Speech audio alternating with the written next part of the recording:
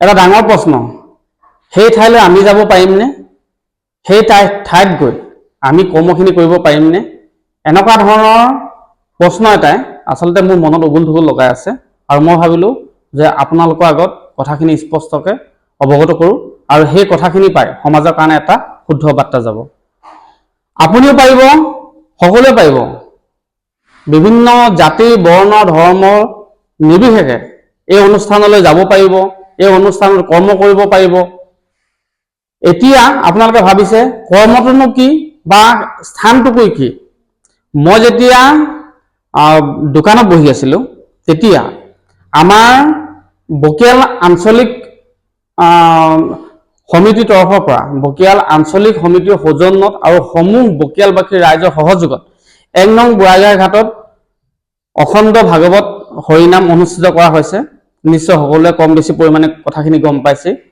আৰু সেই অনুষ্ঠান ভাগ ইতিমধ্যে অখণ্ড ভাগৱত ভাগ আজি 3 দিনত ভৰি দিছে।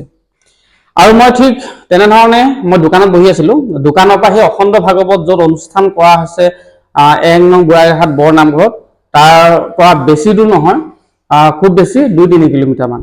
তেনেকুৱাত মই যেতিয়া দোকানত বহি আছিলোঁ, তেতিয়া মানে ভাগৱত ব্যাখ্যা মানে ভাগৱত পাঠ কৰি থকা শুনি আছিলোঁ। আৰু শুনি থাকোঁতে মোৰ দোকানলৈ কাষ্টমাৰ আহিছিলে। কাষ্টমাৰ অহাৰ লগে লগে সেই কাষ্টমাৰগৰাকী হ'ল আদিবাসী সমাজৰ কাষ্টমাৰ, মানে আদিবাসী লোক।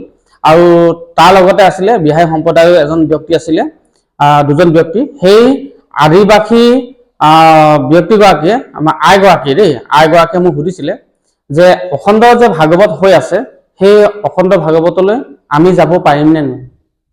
আৰু লগতে সেই বিহাৰী সম্প্ৰদায়ৰ ব্যক্তিগৰাকীয়েও ক'লে যে আমি সেই ঠাইত গৈ মানে চাকি মন্দিৰ জ্বলাব পাৰিমনে নোৱাৰিম, বা এনেকুৱা ধৰণৰ কিবা কিবি প্ৰশ্ন। আচলতে সমাজভেদে এনেধৰণৰ কিছুমান কথা আচলতে সমাজৰ নীতি নিয়মৰ মাজত চলি আছে। সঁচাকৈ সকলোৰে প্ৰশ্নত সকলোৰে আচলতে মনত সেই ভাৱটো উদয় হোৱাটো এটা স্বাভাৱিক কথা। কাৰণ সমাজৰ মানুহভেদে উচ্চ নিচ্চ ভেদাভেদটো কিন্তু এতিয়াও, বা জাতি বৰ্ণ ক্ষেত্ৰত এতিয়াও কিন্তু মানুহৰ মনৰ পৰা আচলতে সেইবিলাক কথা দূৰ হোৱা নাই। আৰু সেইটো কাৰণে তেখেতসকলৰ মাজত সেই কথাটো উপস্থাপন হোৱাটো বা মনত ভাৱটো উদয় হোৱাটো কিন্তু স্পষ্ট কথা। আৰু সেইটো কাৰণে মই ভাবিলোঁ, আৰু সেই আইগৰাকীক আৰু সেই খুৰাজনকো মই ক'লোঁ যে মই যিখিনি কথা এতিয়া ক'ম, মই তেনেধৰণে তেওঁলোকক ক'লোঁ। মই ক'লোঁ যে আচলতে যদি আপুনি প্ৰকৃততে মনৰ পৰা ধাৰ্মিক হয়, যদি আপুনি বৈষ্ণৱ হয়, তেতিয়াহ'লে আপুনি নিশ্চয় সেই ঠাইলৈ যাবগৈ পাৰিব।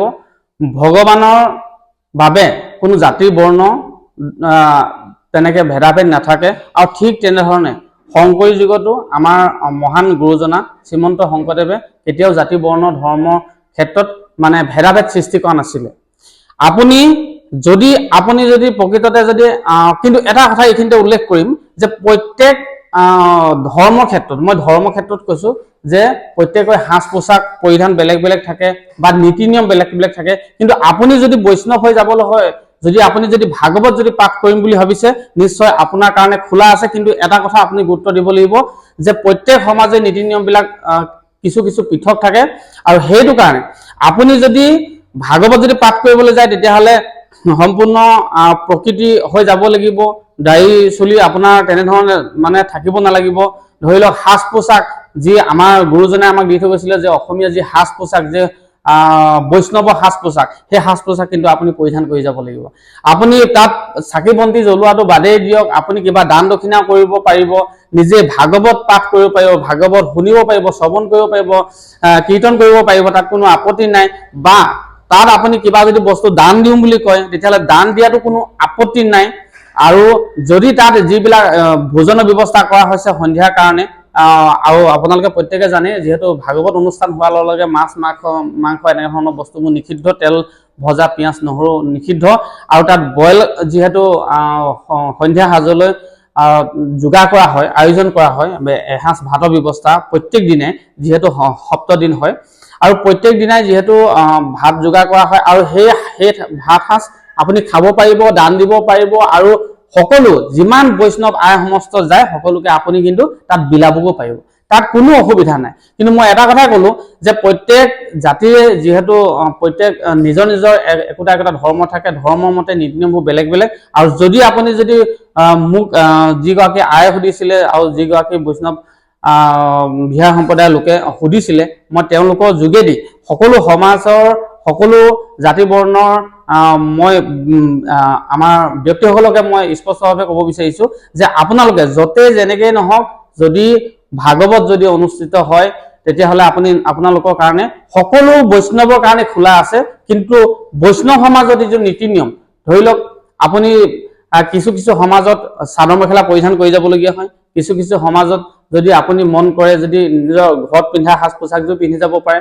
কিন্তু বৈষ্ণৱৰ নীতি নিয়মৰ মতে আপুনি সম্পূৰ্ণ প্ৰকৃতিৰ ওপৰত যাব লাগিব, সম্পূৰ্ণ আপোনাৰ মন খোলাকৈ, আপোনাৰ হৃদয় এখন খোলা কৰি যাব লাগিব। ধৰ্মৰ মনোভাৱেৰে আপুনি যদি যায় তেতিয়াহ'লে বৈষ্ণৱৰ সাজ পোছাক পৰিধান কৰি তাত আপোনালোকে ভাগৱতো পাঠ কৰিব পাৰিব, সকলোবিলাক কৰিব পাৰিব। গতিকে ভিডিঅ'টো আমাৰ সমাজভেদে মই এইটো কাৰণে উল্লেখ কৰিলোঁ যে মই তেখেতক যদি এষাৰে যদি বুজাই দিওঁ তেতিয়াহ'লে আৰু হাজাৰজনে তেনেধৰণৰ প্ৰশ্ন, আৰু হয়ো উচ্চ নিচ্চ জাতিৰ ভেদাভেদটো এতিয়াও আমি যদিও কমিছে বা শেষ হৈ গ'ল বুলিও যদি কওঁ, কিন্তু সেইটো কথা শুদ্ধ নহয়। আৰু সেইটো কাৰণে তেনেধৰণৰ ধৰি লওক আমাৰ সমাজৰ কথা কিছুমানলৈ তালৈ যাব পাৰিম নোৱাৰিম এনেধৰণৰ আমাতকৈ আমি যাক নিচ্চ বুলি ভাবোঁ, কোনোবা উচ্চ বুলি ভাবে, কিন্তু তেখেতসকলৰ কাৰণে এনেধৰণৰ প্ৰশ্নবিলাক আচলতে উপস্থাপন হয়।